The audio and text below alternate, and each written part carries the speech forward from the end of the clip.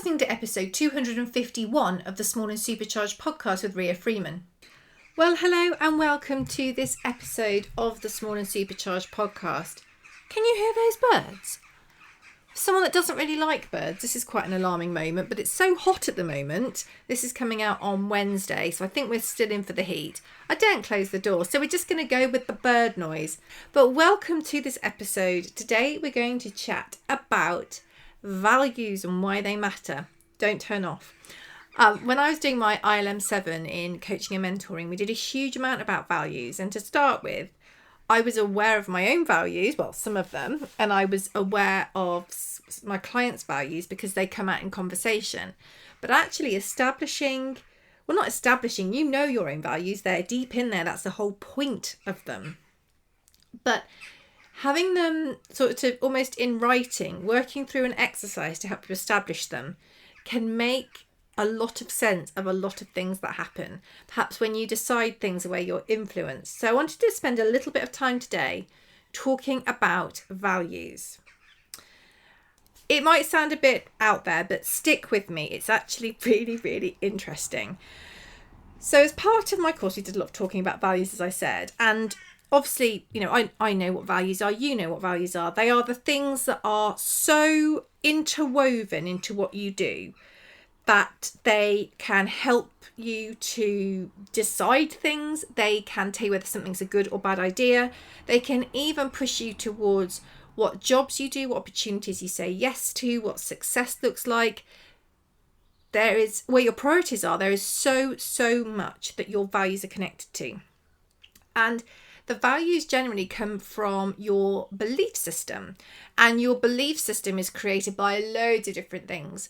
I think that one of the most, the biggest part of your beliefs are your kind of upbringing, the things that your family believed and that have been pushed onto you, or that you've been in that environment of, can often become your beliefs or our beliefs.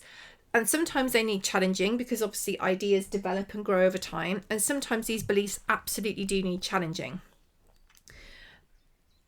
But it's also important to identify them before you can challenge them, because it could just be, for you, it's just part of your makeup. And you just might think that you are the way you are. And actually there's a huge amount of research about how much we can change as people if we want to.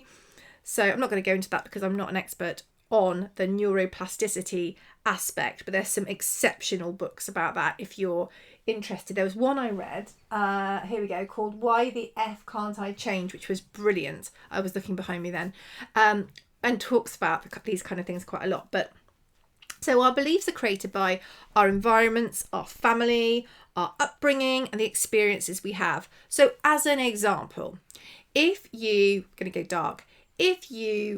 had a horrible incident when you were walking in a city and maybe you got mugged, you're going to believe that cities are a dangerous place to be. Potentially, that's an option you could take, particularly if that was the only experiences you've had. You would believe that cities were a dangerous place, and that would become entrenched in you because that's your experience. Now, if you look at the wider evidence, of course, things do happen in cities, but that doesn't necessarily mean that they're inherently dangerous. Do you see what I mean?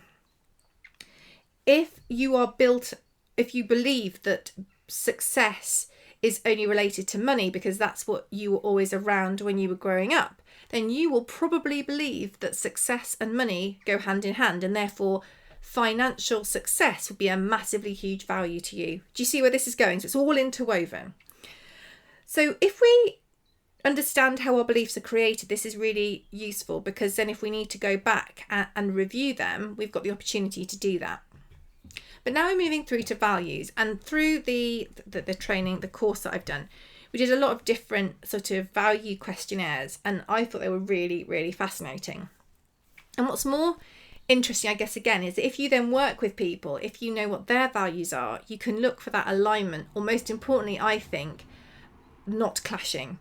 I don't think that as a coach or a mentor or a friend, you have to have the same values as somebody, but there are some points that you believe so strongly in that perhaps might be a non-negotiable if your friend, coach, mentor, teacher, whoever has got the other end of the spectrum. So some things, there was a life values questionnaire I did.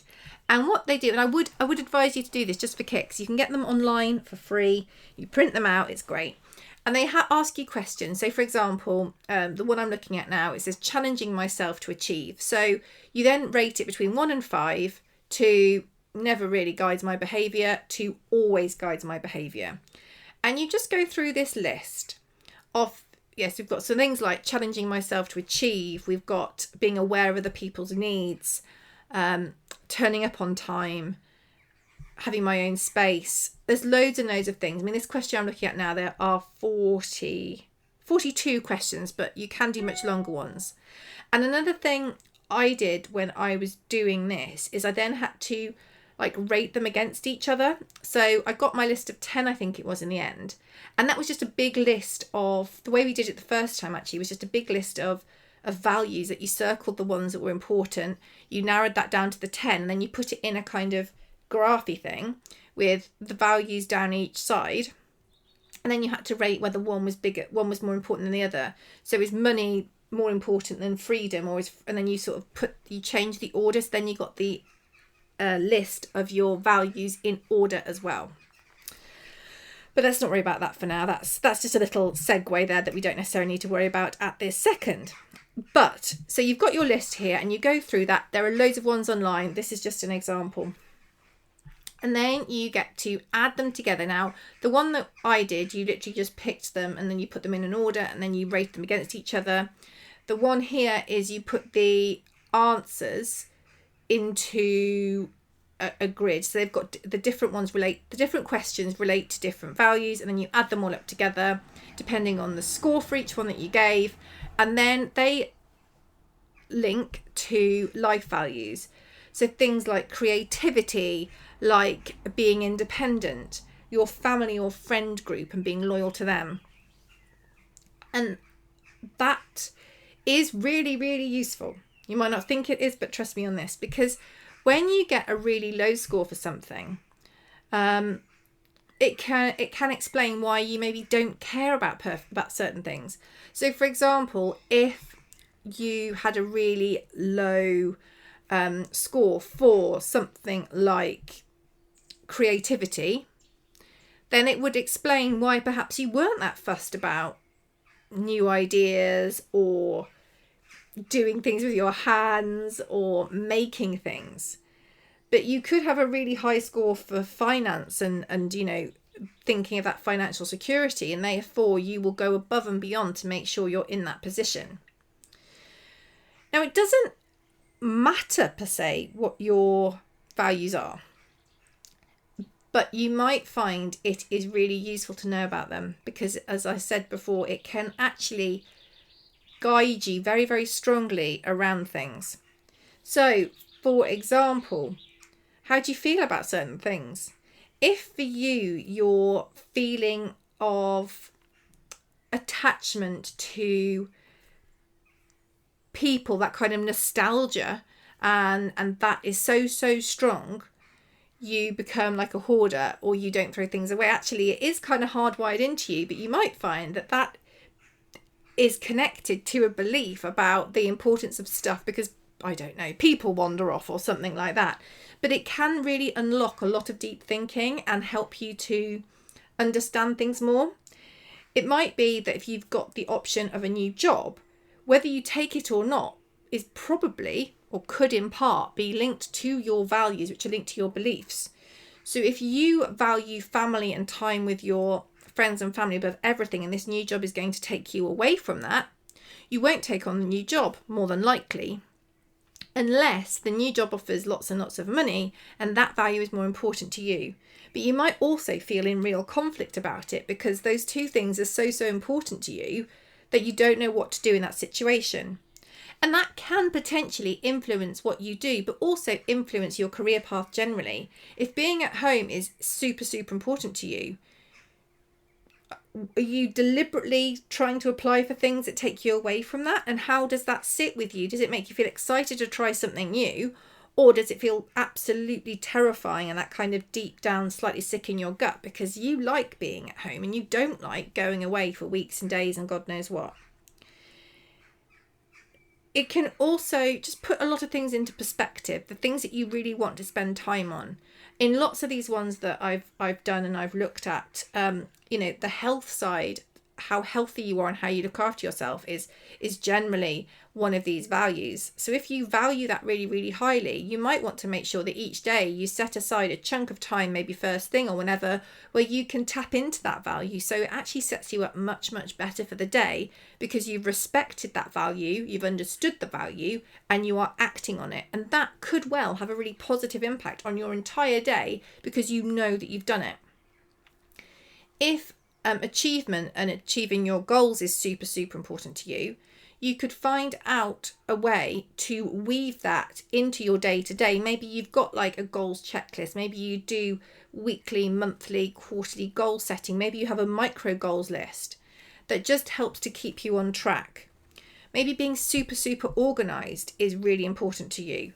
And therefore, develop ways in your life that allow you to keep on top of that. Because if that's so, so important to you, that it actually makes you feel horrible when that's not going well, that could be linked to a value. It could be linked to a belief that you think that organisation is best because of X, Y, and Z. But if you know that what that value is linked to, you can, if relevant, you can be aware of that and you can make sure that you're weaving that in. And that's why it's quite a cool thing to do. I'd have to say I wasn't surprised by my results at all. I think there were some bits of it I was like, didn't know that would have been so high up. But it was really useful. And I know when I'm working with people, I can usually establish quite quickly what their values are. But it's quite useful, I think, as an exercise for them to do as well. So have this as your free bit of coaching or mentoring for the day.